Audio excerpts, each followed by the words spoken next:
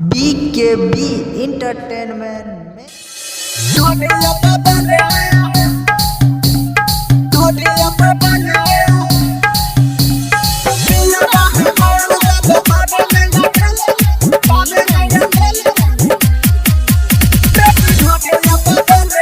singing बार बीके भारती गावना करा के जब पिया घरे गइनी चढ़ली जवानी जब खोल के देखनी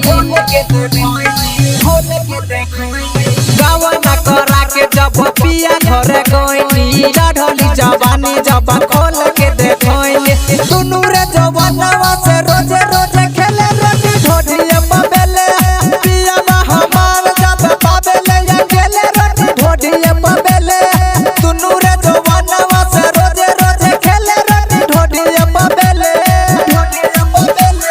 रिकॉर्डिंग में आरके जय फिल्म हरदी दुर्गा स्थान सुपौल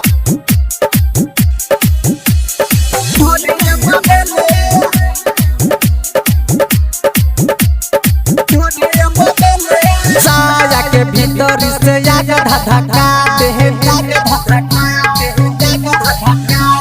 डाली एक तेल छाना छाना छाना का दे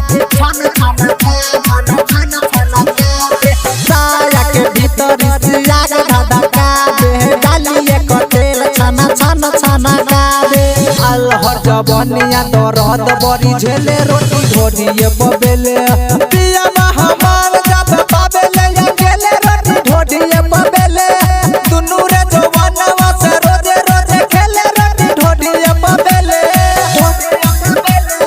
रिकॉर्डिंग में आरके जय फिल्म हरदी दुर्गा स्थान सुपौल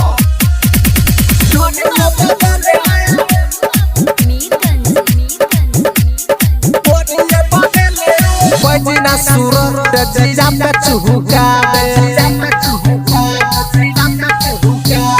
दे ला गोल गोल मजा बढ़िया याद बरंदी से जीजा पे चुहुका दे ला गोल गोल मजा बढ़िया बीके भारती सखी साँझ भोर खेले रोटी ढोढिए पबेले